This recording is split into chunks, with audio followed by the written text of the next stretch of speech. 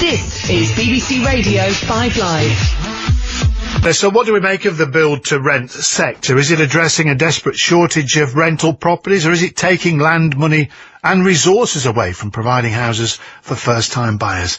Natalie Elphick is Chief Executive of the Housing and Finance Institute, which works with the private and public sector to build more homes. Hello, Natalie. Hello. And Martin Bellinger is Chief Operating Officer of Essential Living, one of the UK's first build-to-rent developers. Hello, Martin. Hello.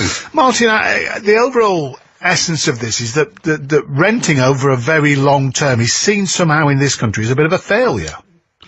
Yeah, I think that's right. And the build-to-rent developers, the purpose-built build-to-rent developers like my company, Essential Living, we're trying to change that stigmatism. We're trying to say that rent is, recognising that rent is the fastest growing sector of the market, as your piece just said, that currently rental can appear as a bad deal and a disparate offer, and often it's quite badly managed. We're trying to establish a genuine alternative, which is a professionally managed and maintained product designed specifically for rent from the outset. So it's not a sale unit that's then been rented out. We have things like equal-sized rooms designed for sharers built in.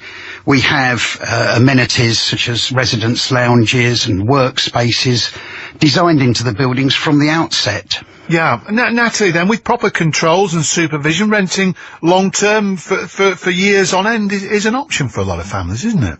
Well, I think as your clip just explained, Mrs. Thatcher said quite rightly, it's a question of where you spend government money.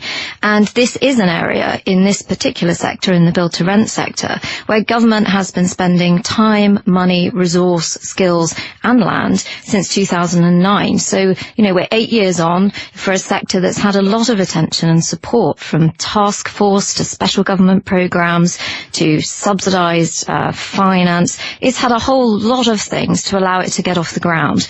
And I think the question now is, with so many people who want to move into a home of their own, and an affordable home at that, should there be more finance, more attention on that sector, on helping people into their own home? Martin, what do you make of that? Well, I think the difference with renting is that it can cater for a range of incomes.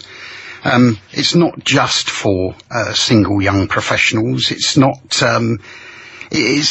just for people who are on a stepping stone or a go-between trying to get into the housing for sale market. We're not trying to decry home ownership as an aspiration or an ambition. What we're trying to do is to provide additional accommodation for the rental market for people who need it. Our development at Greenwich Creekside is used as a case study in the housing white paper, and there we have a product called discounted market rent, which offers a range of rents at a discount to open market value, designed at people on all kinds of incomes. They enjoy the same entrances and amenities in the building to the people who are paying full market rent, and there's no stigmatism against them. So I think in that respect, renting is a little bit more flexible. The problem is, though, Martin, you are a business after all, and how receptive are you to any level of rent control over the long term? Well, I think rent control is not something that the institutional investors who are supporting the developers in this market see favourably, developers like my own. I think and certainly there's nothing in the white paper today to suggest that that's in the offing.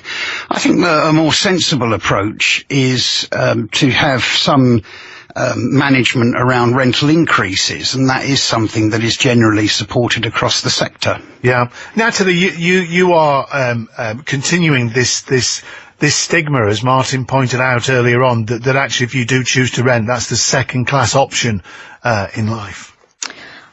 What I think we have to look at in terms of creating additionality, and that's a really important word that was just used, is that we're making choices about not just where government funding is going, but also now in today's white paper about the allocation of land at a local level. And when I work with councils, when I go to many places up and down the country, it is the case that many people want an affordable home ownership option. many of those characteristics that we just described about having high quality property, about being able to, have a nice place, that's exactly what can be provided. But why shouldn't public money go to those who can only afford to rent?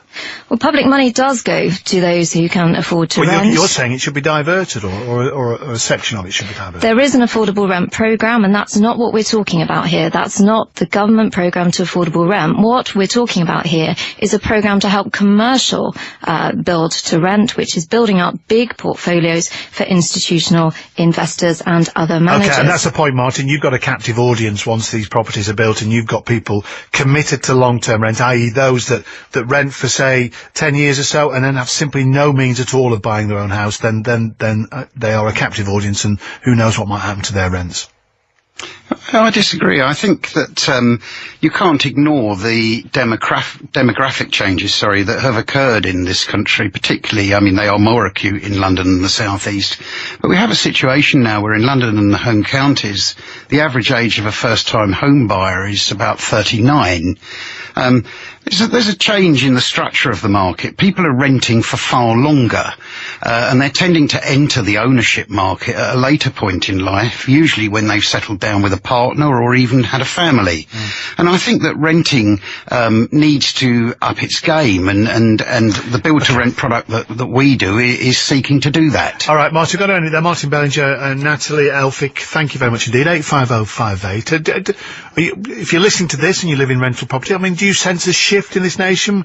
The figures there, the proportion of families with children in private rented sectors increased from 29% to 37% in just over a decade. Have we changed the way we live in this country? 85058 at BBC 5 Live, 5:17.